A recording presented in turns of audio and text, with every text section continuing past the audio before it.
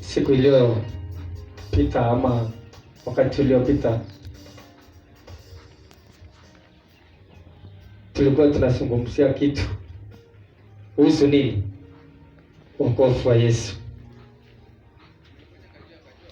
Nilizungumza kuhusu wokovu wa Kristo, ambapo tulizungumzia kidogo. So kuna kitu nataka tuangalie leo kuhusu hapo tu, maana ni vitu mingi ndani ya wokovu wa Yesu, ili ukaweze kuelewa wokovu ulio nao ndani ya Kristo. Sasa leo nataka tuangalie sifa gani zinazopatikana ndani ya wokovu wa Kristo, characteristics. Si hizo sifa? Characteristics of salvation of Christ. Characteristics of salvation of Christ. Sifa za wokovu wa Kristo, wa Yesu Kristo. Tukiangalia vipengele kadha wa kadha wakati uliopita, ama ile siku tulikuwa tunaangalia tulikuwa na introduction ya hiyo theme.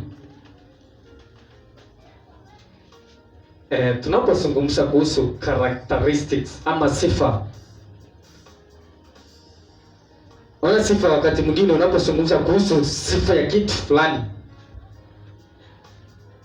hata kabla hujatamka kila kitu unakijua kupitia sifa. Haleluya. Amen. Wale ambao wanasoma vitabu fulani kule shuleni, kuna vitabu zile za novels, wale walijaliwa wakafika usivisoma. So kuna vitabu tofauti vya Kisungu vinakuanga 2 na ingine option ya 3, the same case na vya Kiswahili. Ile inakuanga riwaya na tamthilia na hadithi fupi. So unakuta kwamba unaambiwa sifa za mtu fulani, ama unapewa sifa za mtu alafu unaulizwa ni mtu mgani. Kutokana vile ambavyo ulikuwa umesoma pale ukajua sifa za ule mtu, unaelewa kweli alikuwa anazungumziwa mhusika mgani ama ni karakta mgani alikuwa anazungumziwa. So tunapozungumza kuhusu karakta ya wokovu wa Kristo, nataka uwe makini kwamba ili wakati ambapo unasikia karakta nyingine kando na ile ambayo tunaenda kuzungumza, unajua kwamba si karakta ya wokovu ambao ulio nao wewe. Haleluya. Amen. Maana unaweza enda ukuta mtu anazungumza kuhusu characteristics za wokovu anaozungumzia na asiko katika wokovu. Unajua automatically isi wangu hii karakta, hii sifa ipatikani kwa wokovu nilio nao ndani ya Kristo. Haleluya. Amen.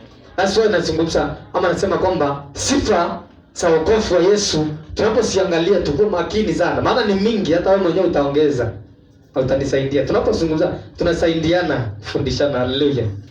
Unaweza changia, unaweza uliza swali, unaweza hivyo.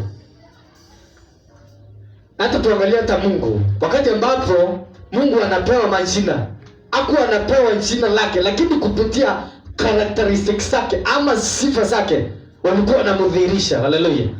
Unakuta kwamba mtu anapofanyiwa kitu na anajua kwamba Mungu ndiye amekifanya, anamlimbikisha sifa kupitia kile ambacho amemfanyia. Haleluya. So hata kabla hujaambiwa ni nani, anasema Jehova Jireh, Jehova Shama.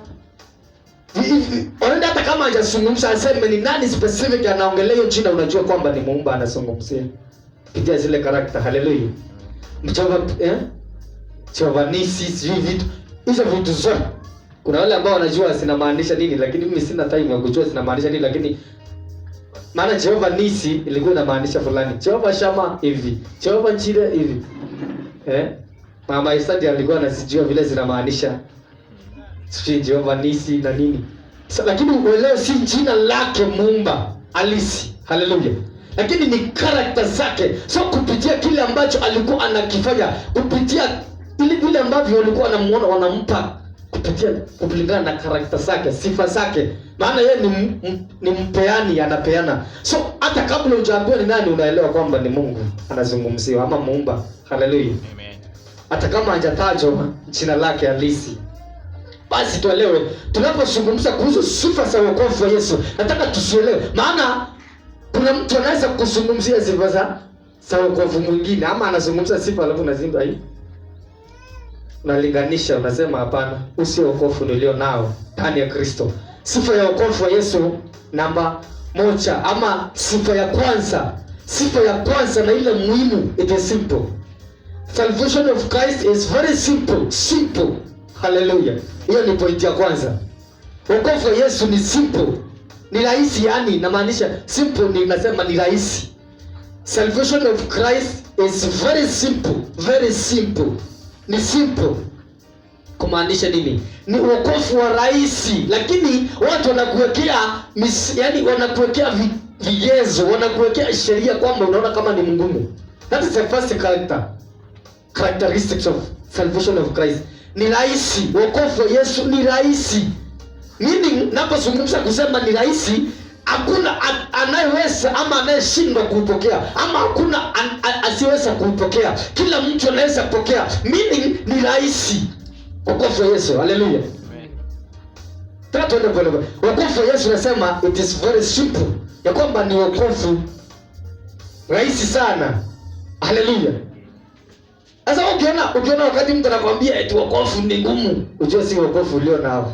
Hallelujah. Amen. Maana wokovu katika matendo ya sheria ni ngumu. Sasa ukisikia mtu anakuambia wokovu ni ngumu sana, kulinda wokovu ni ngumu. Kwa nini unaweza linda wokovu? Ujue si wokovu ulio nao wewe ndani ya Kristo. Hallelujah. Sasa wokovu wa Yesu ni rahisi kabisa, ya kwamba hakuna mtu asiyeweza kuupokea as long as ameelekezwa kuupokea. Hallelujah. Lakini unasikia watu wakisema wokovu si rahisi bana. Wokovu si rahisi. Si rahisi kabisa. Yaani na ni mhubiri hata anaweza simama. Unajua nitakangu kusema wachungaji, maana mchungaji ni tofauti na mhubiri. Sasa nasemanga mhubiri. Hata kama ni mchungaji lakini unahubiri vile ambavyo unazungumza, ujue ni mhubiri. Mimi sitasema. So mambo na kusema pastor, mtu akianza kuhubiri pastor, unajua pastor, lakini siendi huko saa hii. Lakini kuna wakati nilizungumza kuhusu pastor ni nani na mhubiri. Maana kuna tofauti kubwa. Pastor ni mtu anayesalea na kulisha, lakini mhubiri anaweza kuhubiri hapa hata usisikie kile amezungumza na ameshapita. Hata hataki umuulize swali, usikie ama ukatae kusikia. Hallelujah. So wahubiri ambao ukisikia mhubiri anasimama kwa madhabahu anasema wokovu ndugu zangu, dada zangu, wokovu si rahisi. Wokovu si nini umefanya wokovu uwe ngumu? Sheria zile ambazo wameweka katika wokovu. Hallelujah. Ama vile vigezo ambao wamekuwekea. So hiyo wokovu inakuwa very difficult to handle, very difficult to have, very difficult to receive, because wakati ambapo unawekewa zile sheria, ule wokovu automatically utakuwa ngumu. Hallelujah. Lakini wokovu tulio nao ndani ya Kristo ni wokovu rahisi. Anasema nini? Mathayo 11:28 anasema nini yangu ni nyepesi. Confirm kama ni 11:28. Ili tueleko. Sasa tunataka kutujua ni nia gani ambayo alikuwa anazungumzia hapa. Si nia ya magonjwa, si nia ya yashinde tu mpelekee shida zako akupe sake ndogo ama sake rahisi. Tunataka tuone nini Mathayo 11:28 hapo. Inasema hivyo. Matthew chapter 11:28. Njooni kwangu ninyi nyote usumbukao na wenye kulemewa na mizigo, nami nitawapumzisha. Jitieni nira yangu, mjifunze kwangu, kwa kuwa mimi ni mpole na mnyenyekevu wa moyo, nanyi mtapata raha nafsini mwenu. Hallelujah. Anasema yeye ni mnyenyekevu na mpole, wala jifunzeni kwake, jifunzeni kwangu. Yaani anasema jifunzeni kwangu, nira yake ni nyepesi. Nira gani? Ya kwamba wokovu wa Kristo ni mwepesi zaidi na ni rahisi zaidi kuliko ule uliokuwa unapatikana katika sheria. Maana ule ambao ulikuwa unapatikana kwa sheria ulikuwa ngumu zaidi. Haungeweza kukusaidia, haungeweza kukupa haki. Lakini anakuja anasema jitukeni nira yangu, jifunzeni kwangu, maana nira yangu ni nyepesi. Ninyi msumbukao. Watu walikuwa wanasumbuka sana by the way katika sheria. Maana sheria ilikuwa inaua, sheria ilikuwa ina revenge. Sheria ilikuwa yani wakati ambapo unafanya kitu lazima ungelipishwa. Lakini neema nayo inasema nini? Neema inanena msamaha. Neema inanena kuisha. Neema inanena uzima. Tumsifu Yesu. Sasa nasema tuingie ndani ya neema. Tuingie ndani tuchukue mzigo wake ambao ni mwepesi. So wokovu wake tulio nao ni rahisi zaidi ndani ya Kristo. Tumsifu Yesu. Amen. Lakini nasikia wakisema nini? Sasa tunakwambia ukienda usikie mtu mahali popote anasema wokovu ndugu yangu si rahisi. Mpaka ana intimidate watu, anaweka watu woga, hata mtu hawezi kuokoka. Tumsifu Yesu. Yaani in fact kwa nini watu hawaokoki? Kwa nini hatuleti watu katika ufalme wa Kristo? Sababu tuna intimidate watu. Na kuwatishia. Unaambia mtu kama mtu ni mlevi ama kama mtu maybe ako vile ambavyo alivyo, unamwambia wokovu si rahisi. Usione ni kujinyima, ni kujikana. Nikaenda Yesu alisema anaweza aitenjikane nafsi yako ili unifuate. Sio wokovu ndugu yangu si rahisi. Mpaka mtu huyo anaingia uoga ndani yake. Anasema hii siwasali nayo. Kama ni huyo anakiri hivi na ni mchungaji, na ni mhubiri sijui ama ni ameanguka, siwasali nao. So huyo mtu umempotosha. Lakini wokovu huyo anaozungumzia si wokovu ndani ya Kristo. Tumsifu Yesu.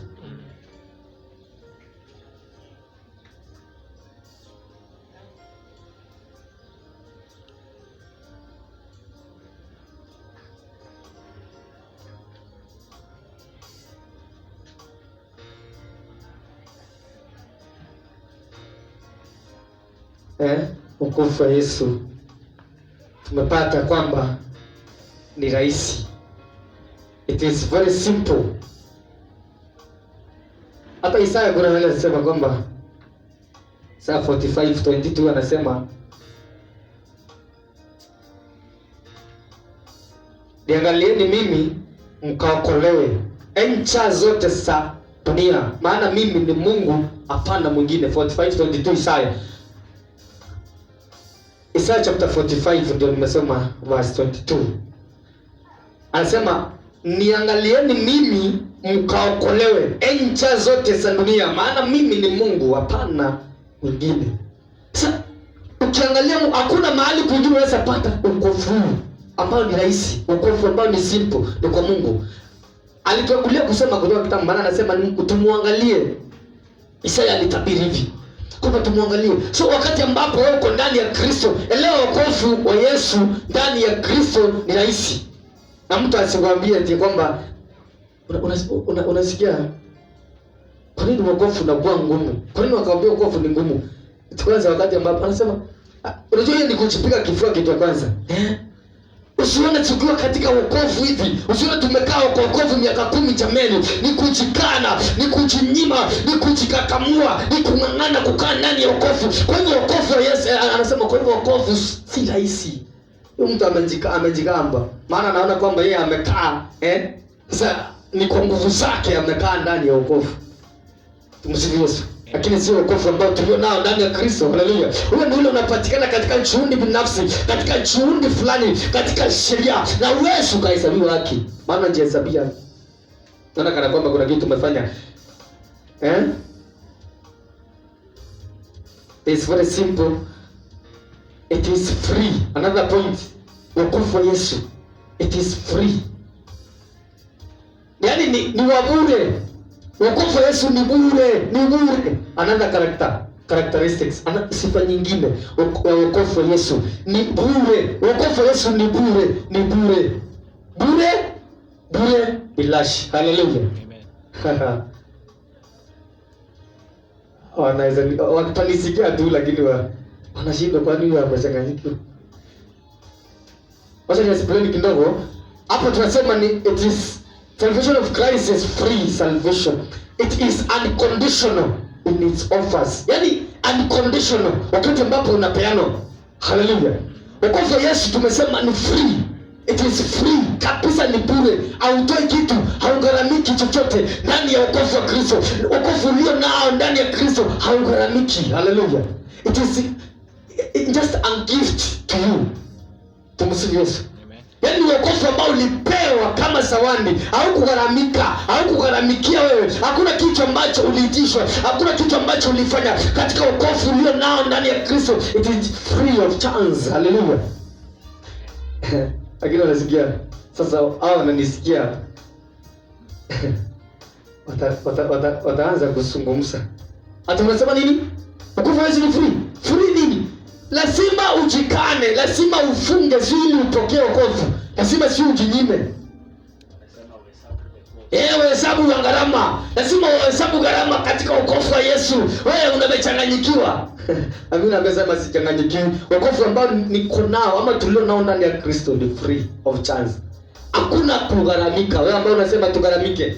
Tunagharamika nini? Tunampa imani, tunaweka imani kwa Kristo. Tunaupokea bure kabisa. Hakuna kitu tunagharamika ndani ya wokovu wa Yesu. Haleluya. Msikize vizuri. Ninyi ambao mnaambia watu kwamba kuna gharama ndani ya wokovu wa Yesu. Gharama ya aina gani? Ni gharama gani? Eti kwamba unacheza, yani kujinyima, kukula na kunywa, unacheza, hiyo si ni gharama? Unalipa gharama. Nani alifunga na akajinyima siku 3 ili akapokea wokovu? Wewe ambao unaambia watu ni kuna gharama ndani ya wokovu wa Yesu. Yaani unacheza, mtu anaacha mpaka kasi. Kasi inalipa 40,000. Hiyo ni gharama. Kasi ambayo inalipa 1,100. Hiyo ni gharama. Unaacha kile ambacho ulikuwa unafanya. Hiyo ni gharama unalipa katika wokovu. Hiyo si wokovu wa Yesu. Nimesema hiyo si wokovu wa Yesu. Wokovu wa Yesu ni free. Nasema wokovu wa Yesu ni bure. Yaani mtu anasema kama hujaacha, utawezeshwa kuacha elimu. Hauna wokovu wa Yesu. Hakuna gharama umelipa. Eti unacheza na wokovu ambao nimeamua kuacha, yani elimu. Yaani mtu akiacha elimu anaona kama amefika mbinguni. Ni kama yani ni kama sasa sijui ni nani akiacha elimu. Sitataja mtu, lakini wewe unajishua mahali ambapo ulipo. Unasema kwamba eti umelipa gharama kwa sababu umeacha kazi, eti kazi ya kidunia. Uliokolewa ukiwa mbinguni ama ulikuwa duniani? Uliokolewa kwa hiyo kazi ama ulikuwa umeacha hiyo kazi ukipokea wokovu? Unconditional. Yaani tutasema kwamba wokovu wa Yesu ni bure bilashi, bure kabisa, bure. Wale wote ambao wananisikiza, mahali ambapo wananisikiza, hakuna gharama katika wokovu wa Kristo. Au gharamiki ndani ya wokovu wa Kristo. There is no cost in the salvation of Christ. Come and receive it free of charge. Hallelujah. Kama umekosa wokovu mahali ambapo ulipo, unaambiwa kwamba lazima ulipe gharama. Eti lazima yaani ni kama unaonga ili upewe wokovu. Na mimi nasema wokovu ndani ya Kristo, wokovu wa Kristo ni bure mahali ambapo ulipo. It is free of charge. Wanashangaa hii ni injili gani?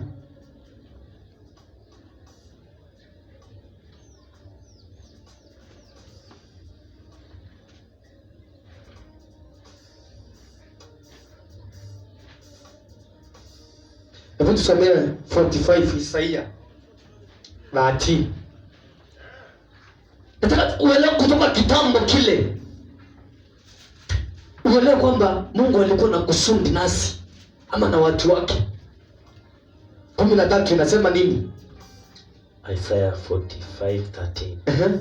Mimi nimemuinua katika haki, nami nitasinyosha njia zake zote. Ataujenga mchi wangu, naye atawaacha huru watu wangu waliohamishwa, si kwa kulipwa fedha wala kwa kupewa zawadi, asema Bwana wa majeshi. Haleluya. Eti anasema si? Soma tena. Anasema si kwa, mimi nimemuinua katika haki, nami nitasinyosha njia zake zote. Ataujenga mchi wangu, naye atawaacha huru watu wangu waliohamishwa, si kwa kulipwa fedha wala kwa kupewa zawadi, asema Bwana wa majeshi. Si hata kwa kulipa chochote. Amemuinua nani? Anakuwa anazungumzia Kristo. Hajalipa chochote. Nimemuinua kwa haki. Asema mimi nimemuinua katika haki, na mtaziona njia zake zote. Amemuinua Kristo. Sasa si kwa kulipa. Sasa wao hakuna kitu nalipa. Na hata Yesu hakuna ati kwamba aliongwa. Uongi Yesu ili akupe wokovu ambao alileta. Nataka hata wajua hata katika hii agano la kale bado. So hata ukisikia hivyo si kwamba walikuwa wanatoka, ni Mungu alizungumza kutoka kitambo kupitia manabii zake. So anasema anamuinua katika haki. So wewe katika hiyo haki ya Mungu aliinua naye Kristo, uliipata bure. Hakuna gharama, hakuna kitu ambacho unafaa ugharamike ndani ya wokovu wa Kristo. It is free. Tumsifu Yesu. So mtu akianza kuambia wokovu wa Yesu lazima tiwe ulipe sui gharama, it is sijui. Hiyo ni kujigamba. Ambapo unajigamba. Haleluya. Ni wokovu ulio free. Yaani ulio bure kabisa. Unajua sawandi. Kwa mfano tuseme mtu anakuletea sawandi. Ameamua kukupea sawandi. Hiyo sawandi atakulipisha. Mpaka hata utamuitisha. Unajua sawandi si ya kuomba. Ni ya kupewa. Sawandi si ya kuitisha, ni ya kupewa. Haleluya. So kitu ambacho ni sawandi, just a gift. Mimi mwenyewe nimeishi kwamba nikupe sawandi. Haujaniomba, haujaniitisha, haujaniambia nikuletee. Nimeishi mimi mwenyewe kukuletea. Hilo si ndeni, hilo si kwamba nitakuja kukundai. Hata mimi hata ukikataa mimi hata sitaki kitu kwako. Lakini mimi nimejioffer kukupa bila kuniitisha, bila kunishurutisha, bila kuniuliza. So ni sawandi. Tumepata wokovu katika hiyo njia. Hakuna kugharamika.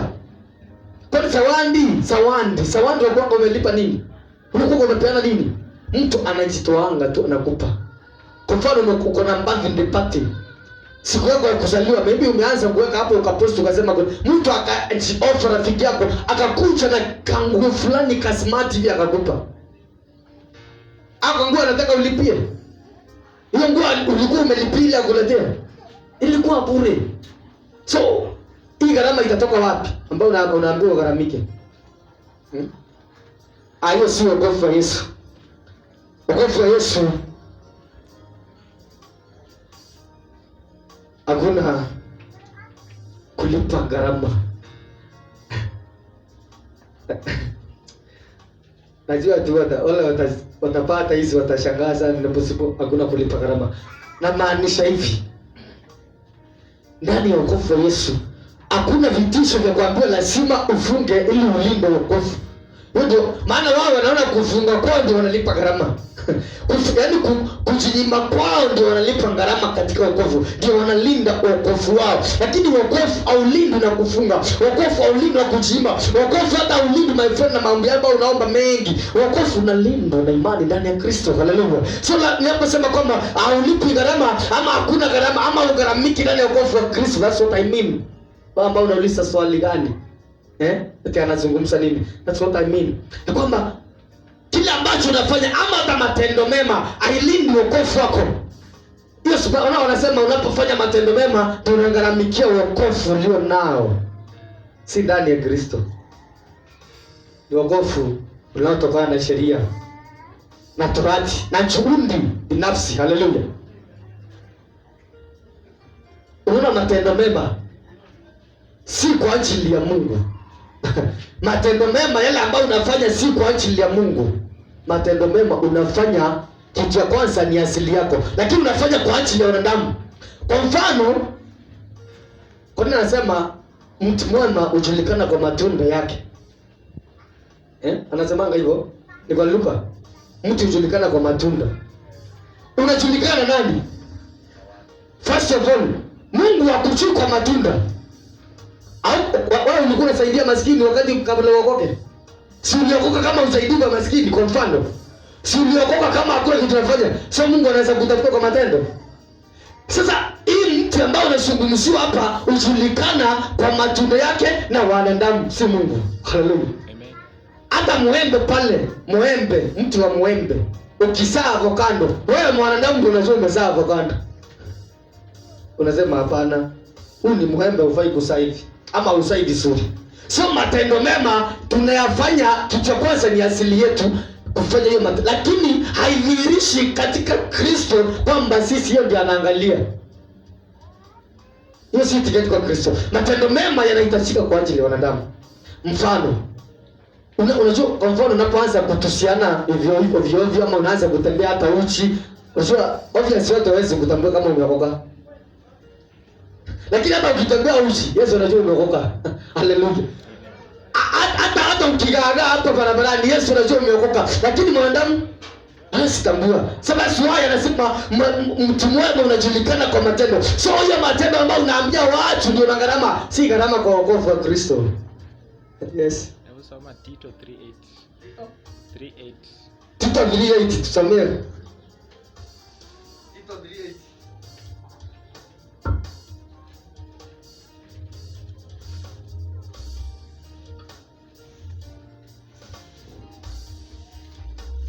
Tito 3:8.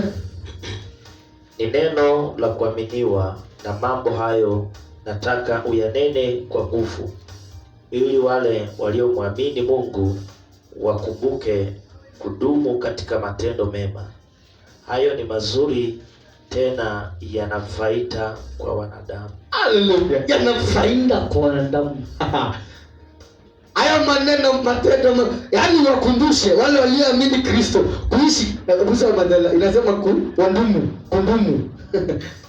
Ni neno la kuaminiwa, na mambo hayo nataka uyanene kwa nguvu, ili wale waliomwamini Mungu wakumbuke kudumu katika matendo mema. Wakumbuke kudumu katika matendo mema. Hayo ni mazuri. Tena yana faida kwa wanadamu. Ni mazuri kabisa. That's why nimesema kwamba haya maneno si gharama unalipa kwa Mungu jamani. Kama unaambia watu eti matendo mema, eti ni tiketi ya kulinda wokovu, eti unalipa gharama kwa ajili ya kila ambacho unafanya. Hata ukuna kitu, uenda hata unahesabiwa. Tena ni mema kwa wanadamu. So matendo mema tunayafanya kwa ajili ya wanadamu, ikiwa ni asili yetu. So matendo mema yanahitajika sana kwa wanadamu, maana obvious kabisa kwa akili zako timamu. Ukianza kwa mfano mtu akukute umelewa chakari, umelala hapa kwa mtaro, ukweli kabisa hawezi kufuata. Ukweli kabisa hakuna kitu unaweza mwambia akusikize. Ni kweli? Hakuna. Lakini mbele za Kristo, hata kama hivyo, anajua kwamba wewe ni mtoto wake. So hii matendo, hii mti ambao unatambulika na wanadamu, huu mti unajulikana kwa matendo, unajulikana na wanadamu. Si kama tunapata. So hii gharama ambayo anazungumzia, ukisikia mtu akizungumza kitu kama hicho, uelewe huo wokovu uko na dosari, si ule wokovu ambao uko nao ndani ya Kristo. Haleluya. Na si ule ambao unapatikana ndani ya Kristo, ni wokovu tofauti na ule ambao anazungumza. Tumsifu Yesu. Amen. So unajigamba na matendo mema. Elewa kwamba sisi ndani ya Kristo, hiyo ni asili yetu, kawaida. Yaani hatutafuti kutenda matendo mema. Tunayo ndani yetu, ni asili yetu kuyatenda. Lakini tunayatenda kwa ajili ya manufaa ya wanadamu. Hebu nikuulize, ukienda ufanye shopping uniletee mimi kwangu, sasa uende ufanye shopping ya pesa zenye utafanya, nani ampe benefit? Ni Mungu. Umefanyia nani? Wewe. Umeniletea jameni, hata sifa zitampokea Mungu wakati ambapo unasema Mungu ambariki. Maana mimi sasa nitasifu hiyo, lakini si kwamba umemfanyia Mungu specific. Kwa Mungu anakula hiyo unga. Sasa anachangia kwamba hata miujiza na ishara, Yesu anasema miujiza na ishara zitawafuata au waaminio. Exactly. So tukifanya muujiza, si lazima tuanze kushangilia na kusherehekea. Ni jambo la kawaida tu kwa waamini. Ni kawaida tu. Imagine hata ukifanya mtu apone. I mean atembee, kiwete atembee.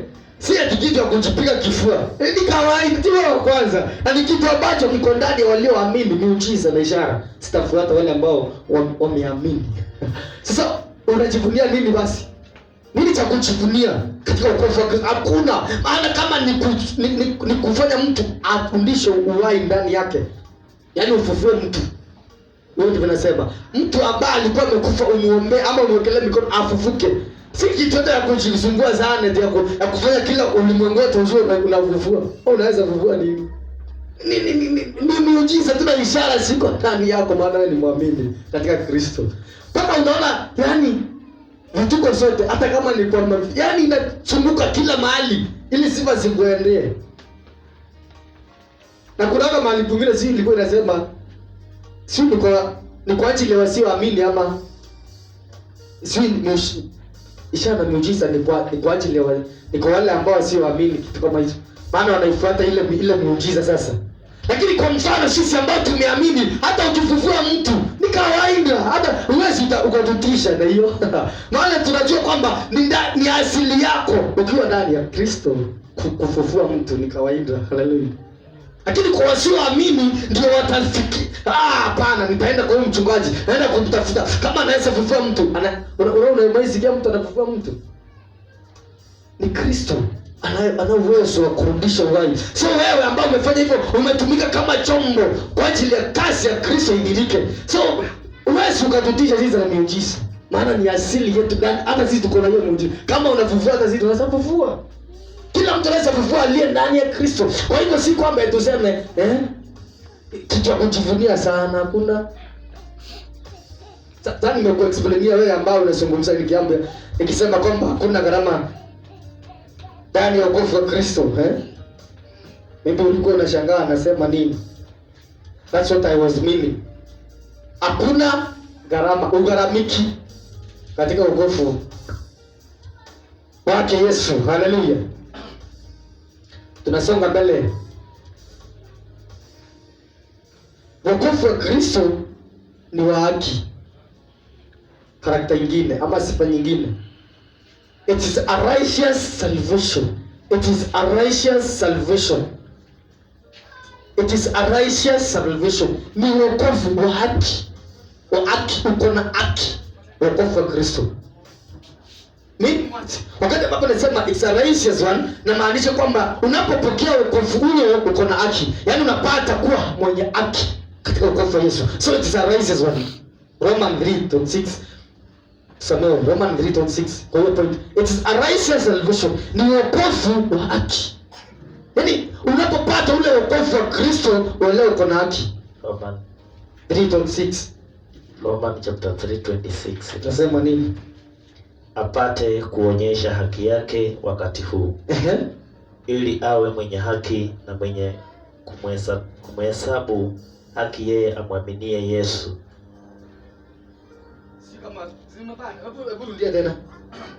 Nasema apate kuonyesha haki yake wakati huu. Ili awe mwenye haki na mwenye kumhesabu haki yeye amwaminie Yesu. Wokovu tunapata kupitia imani. Sasa nasema yeye amwaminie apate kumhesabia haki ama apate kuwa na haki. So wokovu wa Yesu ni wa haki ama uko na haki ndani yake. It's a righteous one. So wakati ambapo mtu anakuambia ni nini ambacho unahitaji kufanya ili uhesabiwe haki. Anakuambia eti kuna vitu anakuambia unafaa kufanya ili uhesabiwe haki. Baada ili uhesabiwe haki. Kuna vitu ambavyo anakuambia ufanye upate haki mbele za Mungu. Yaani unapoanza kuonjeka anakuambia ni kama kuna vile ambavyo umekosea au hujakuwa ukitoa tithe vizuri, au hujakuwa ukifanya kazi ya Mungu vizuri. So ni kama Mungu anakuhesabia. Sasa ili uhesabiwe haki, fanya juhudi, fanya bidii kidogo. Lakini nasema nini? Kumwamini ndani ya imani, katika imani. Anasema ili apate kumhesabia haki, yeye amwaminie. Unapoamini Kristo, haki uko nayo. So ni wokovu ambao uliona haki through faith. Wakati ambapo unaamini Kristo, wokovu unaupokea through imani. Kupitia imani, alafu unahesabiwa haki. Hallelujah. So it's a righteous one. Tunakuta mtu anasema, akiwa jua ni kuchanganyikiwa, tumechanganyikiwa. Mtu anaanza kuongeza hii. Unaenda mahali, ama hata mtu anakuja hapa. Yaani uelewe kwamba uko na haki ndani ya Kristo. Maana uchumi, lakini hii itatusaidia maana tumeshaelewa kwamba wokovu tulio nao ni wa haki. It's a righteous one. Mtu anakuja hapa hajaokoka, nasema nataka kuokoka. Asikize baadaye anasema nataka kusalimisha maisha yangu katika Kristo. Alafu yule ambaye anamuongoza katika wokovu anaanza kusema, na wewe uko hapo unarudia kile huyo anaambiwa arudie. Yaani anaambiwa sema, Bwana Yesu niokoe, mimi ni mwenye dhambi. Ni mtu wako katika kitabu. Alafu na wewe ukiwa hapo huko kama unasema hata mimi ni mwenye dhambi, ndio uokolewe jamani, na ushaokolewa. Maana Sasa hujaelewa wokovu ulio nao kama ni wa haki. Huyu ambaye anaongozwa hapa ndiye ana haki ndani ya Kristo. Lakini sijasema ni dhambi, huenda ni kwa unajua. Lakini sasa wakati ambapo mtu anaongozwa hapa anaambiwa sema Bwana Yesu, mimi ni hivyo tu vile anaongozwa. Hapo sasa unasema kuna mwingine hapo anasema hata kama hayuko hapa anasema sana funga macho. Mimi ni mwenye haki. Mimi ni mwenye dhambi. Sijui nini. Vile huyo anaambiwa, unajiweka kwa hiki kiatu sababu unajua wokovu ulio nao sifa zake ama ni wa aina gani? Haleluya. So wokovu wa Yesu ni wenye haki ama ni wa haki. It's a righteous one. So wewe ambao uko ndani ya Kristo, ndani ya wokovu wa Kristo, uko na haki. Hauhitaji kutafuta haki tena. Haki uliipokea wakati ambapo uliingia ndani ya wokovu wa Kristo. Haleluya. Amen. Nikojua tu, hatujajua. Kuna watu wanaokoka mara mingi katika wokovu. Yaani wakati wote tu mtu anapoongozwa kwa wokovu hata yeye anaingia kwa hiyo kiatu. Anaanza kukiri akiwa pale. Ni mtu hapa anaongozwa. Leo hii anaongozwa. Saa nyingine mwingine anakuja tunamuongoza. Na wewe bado unataka unakiri akikiri. Na ile siku hatujaelekeza mtu, hatujapatikana mtu wa kuongoza, wewe utakiri. Meaning sasa wewe utakuwa mwenye dhambi. Maana hujapata kukiri. Wewe ulikiri once and for all. Ukapata haki once and for all. Hakuna wakati mwingine ama hakuna haki nyingine unangojea. Ile ambayo ulipata wakati ulimwamini Kristo. Amesema vizuri, apate kuhesabia haki yeye aliyemwamini ama yeye aliyeaminie hamhesabia haki. So umehesabiwa haki ndani ya Kristo. Ni haki kamilifu. Haina dosari, haina kasoro, haina upungufu. Ni haki kamilifu ndani ya Kristo. Haleluya. So kuna haki. So wokovu tulio nao ni wokovu haki. Unaposema mahali usikie mtu anazungumza kinyume na wokovu ama anazungumza wokovu akizungumzia juu ya haki, akisema wewe ili uhesabiwe haki na tunafanya hivi, hakuna mwenye haki. Ate nasikia mtu anasema anasimama. Kwa sababu ya hiyo maandiko inasema kwamba hakuna aliye mwenye haki, hakuna aliye na haki duniani, sijui nini, anatapika kila kitu, alafu wewe unasema unaanza kujiulisha. Elewa ule wokovu ambao anazungumzia si ndani ya Kristo. Ni wokovu katika Torati. Maana katika Torati hakuna mwenye haki. Na hakuna wokovu ndani ya sheria ama hakuna vile ambavyo unaweza kupata haki katika wokovu wa sheria. Kama kuna matendo ya sheria. So ukisikia mtu kama huyo unafaa muelewe si wokovu ulio nao anazungumzia. Maana ule ambao uko nao it's a righteous one. Ni wokovu ambao wenye haki ama uko na haki. Na kama uko na haki, wewe ni nani? Ni mwenye haki. Wokovu ulio nao ni wa haki. Meaning you are righteous also. Nasema wokovu ulio nao ni wa haki. Kwa hivyo wewe ambao uko na huo wokovu, wewe ni mwenye haki. Haleluya. So anapozungumza kwamba akisema hakuna mwenye haki, ajui hata ni nini ambacho anazungumza. Lakini kama hata anajua, anaongelea kuhusu sheria ama ndani ya Torati. Maana katika Torati hakuna mwenye haki. Ndio nasema kwamba hakuna atakayehesabiwa haki kwa matendo ya sheria, kwa matendo ya Torati. So wewe unafaa uelewe wokovu ulio nao ni wa haki ndani ya Kristo. Haleluya. Hiyo ni sifa nyingine tumezungumza. So wokovu ambao tulio nao ni wokovu wa haki, haki kabisa, haki kamilifu. Hakuna kile ambacho kinapunguza, hakuna dosari katika haki ambayo tuko nayo ndani ya Kristo. Haleluya. It's a righteous one. Another point ama another sifa nyingine, it is a sure salvation. It is a sure ni S-U-R-E. It is a sure salvation. Kwa Kiswahili ni hakika ni hakika, Wokovu wa hakika. wokovu wa hakika wokovu wa hakika. It is a sure salvation. Yaani wokovu tulio nao ndani ya Kristo kupitia imani, neema ikaachilia tukapitia kwa imani. It is a sure one. Wengine wanasemanga sure bet. Wanapombet sana nasema ni sure bet. Lakini hiyo sure bet haikuangi sure. Umesikia wengapi wanasema sure bet nikaanguka? So si hiyo sure tunasemea bet. Maana wengi wanasema naweka sure bet. Naweka sure bet. Anapoweka ile sure bet unakuta ameangusha na timu moja. Sure bet inakuwa timu kama 2 ama 1. Unaweka kama ni 1000 unakula around 100,000. Hiyo ni sure bet. Lakini unasikia wangapi wamekuliwa sure bet? Wengi. So si kama hiyo atuzungumzio, tunasema it's a sure salvation. Wokovu wa Kristo ni wokovu wa uhakika ama wa hakika. Ahadi zake ni za milele. Asibadiliki wala hawezi sema uongo. Haleluya. Kutoka mwanzo mpaka leo hawasema uongo. Anasema wokovu ambao tuko nao ni wa milele, ni wa hakika, abadilishi hizo. Hakuna kile ambacho unaweza kufanya wakati ambapo umepokea wokovu uko si wa hakika. It's a sure. Maana aliahidi kwamba ni wokovu wa hakika.